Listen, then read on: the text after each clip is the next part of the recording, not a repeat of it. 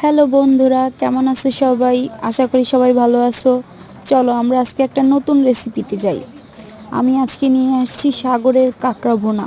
প্রথমে কাঁকড়াগুলো ভেজে তারপর আলু কুচি করে আলুগুলো ভেজে নিলাম। আলুটা যখন হালকা লাল হয়ে আসবে তারপরে দিলাম বিভিন্ন ধরনের পেঁয়াজ, বিভিন্ন ধরনের মশলা, পেঁয়াজ, মরিচ, আদা বাটা, জিরা বাটা, শুকনো মরিচ। তারপর আস্তে আস্তে মশলাটা কষিয়ে নিলাম। তারপরে দিয়ে নিলাম কিছুটা তেজপাতা। মশলা কষানোর পরে তার উপর ঢেলে দিলাম কাঁকড়া ভাজিগুলো। এরপর আস্তে আস্তে ধীরে ধীরে নাড়তে শুরু করলাম। যখন মশলাটা কষানো হয়ে গেছে কাঁকড়ার সাথে, তখন দিলাম জল। কিছুটা জল দিয়ে এটিকে আস্তে আস্তে রেখে দেব। এরপরে 5 মিনিট এটিকে রান্না করব।